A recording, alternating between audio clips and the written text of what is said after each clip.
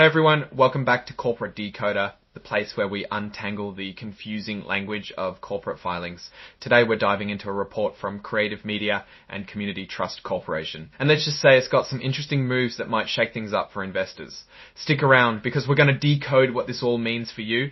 Before we jump in, if you want to stay ahead of the curve with clear and simple breakdowns of these often complicated financial documents, make sure you're subscribed. And for even more insights and to connect with fellow financial enthusiasts, join our Discord community. The link is in the description below. It's a great place to ask questions and share your thoughts. Alright, so what we have here is an 8K filing, which is basically a report for big important events that happen between the regular quarterly filings. Think of it as a company announcing significant news the moment it happens. The date on this report is August 1, 2025, but the real action it's reporting happened at their annual meeting of stockholders on that same day.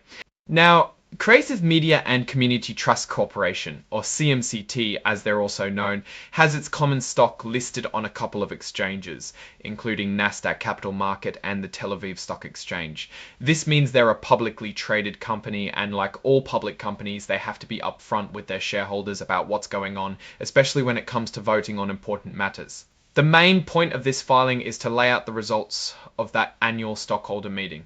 Over 429,000 shares were represented, which is about 57% of all the shares that could be voted. That's a pretty decent turnout, suggesting shareholders are paying attention. Now let's get to what they vote on. First up, the election of directors. It looks like all 7 directors were up for re-election. For each director, the votes counted for versus withheld are shown, along with broker non-vote happens when a broker holds shares for a client but doesn't have instructions on how to vote those shares. The numbers here for each director, like Douglas Beck, John Hope Bryant and Elaine Wong, show a clear majority voting for their election, with the withheld and broker non-votes being significantly lower. This means the company's existing leadership team seems to have the backing of the shareholders. They continue to serve until their replacements are chosen. Next, they voted on the company's executive compensation, also known as say on pay. Now, this vote is non-binding, meaning the company doesn't have to follow it, but it's still a strong signal from shareholders about how they feel about the pay packages given to the top brass. Here we see over 10-7 votes in favour, but almost 19,000 against and a good chunk of abstentions. Coupled with about 300,000 broken non-votes, it shows a mixed reaction to how the executives are being compensated. While it passed, the significant number of against votes is something the company should definitely pay attention to. It suggests a portion of the shareholders feel the compensation isn't quite aligned with performance. Then there's the proposal to ratify the appointment of Deloitte and Touche as the company's independent registered public accounting firm. This is a pretty standard item on any annual meeting agenda. Shareholders overwhelmingly approved this with over 424,000 votes for and very few against or abstaining. This shows confidence in the auditors who will be checking the company's financial books for the year. Now, this is where things get really interesting. The company put forth several proposals for a reverse stock split. A reverse stock split is essentially a way for a company to reduce the number of outstanding shares, which in turn increases the price per share. Companies often do this to boost their share price, perhaps to meet listing requirements or to make the stock appear more substantial. They proposed a 1-for-4 reverse stock split and shareholders voted on it.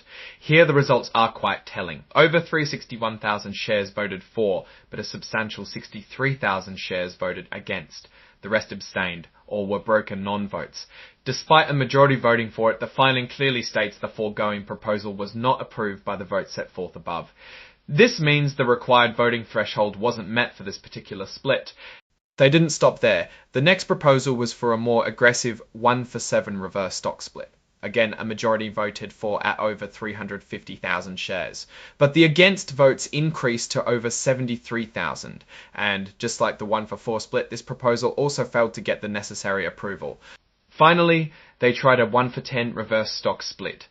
The numbers here are quite similar to the 1-for-7 split, over 351,000 votes for around 72,000 votes against. And once again, the filing states the foregoing proposal was not approved by the votes set forth above. So what does this all mean? It seems like the management of Creative Media and Community Trust Corporation wanted to significantly increase their stock price through a reverse split, but the shareholders, or at least enough of them, didn't agree with the proposed ratios. The fact that they presented multiple options and all of them failed suggests a disconnect between what management wants and what a significant portion of the shareholder base is willing to approve. This could indicate concern about the underlying reasons for needing such a split, or perhaps a desire for a smaller, less drastic change. The report is signed by Barry N. Berlin, the Chief Financial Officer, on August 7, 2025. This confirms the official results of the meeting. Now, looking at this from a broader perspective, the company's leadership clearly has a strategy in mind that involves a higher stock price. However, the shareholder vote on the reverse stock split proposals is a critical piece of feedback. It tells us that while some shareholders support the idea, a significant number are either against it or are perhaps waiting for a clearer strategy or a different approach. The fact that the executive compensation vote was also somewhat divided suggests that shareholders are scrutinizing the company's decisions carefully. The key takeaway here is resilience from the shareholders. They're not just rubber stamping management proposals, they're asking for more. This is a good sign for good governance, but it also means the company needs to go back to the drawing board to figure out how to achieve its goals in a way that satisfies its investors. Are they facing delisting? Are they trying to make the stock look more attractive to institutional investors? Without more context, it's hard to say, but the failed split proposals are the biggest story here. So what's my take on all of this? Creative Media and Community Trust Corporation seems to be at a bit of a crossroads. They have a leadership team that's been approved, but they're struggling to get shareholder buy-in on significant strategic moves like a reverse stock split. This could point to underlying concerns about the company's performance or its future prospects in the eyes of some investors. The risks here include continued shareholder dissatisfaction, potentially impacting future votes, and the possibility that the company might not be able to achieve its desired stock price levels without these kinds of maneuvers. On the flip side, the strong support for the auditors shows a foundation of trust in the financial reporting process. In conclusion, while the election of directors and auditor ratification went smoothly, the failed reverse stock split proposals are a clear signal that the company needs to better communicate its strategy and perhaps adjust its approach to gain broader shareholder support. Investors should watch closely to see how CMCT addresses these concerns and what their next steps will be to manage their stock price and financial health. Alright, that's our breakdown of Creative Media and Community Trust Corporation's latest filing.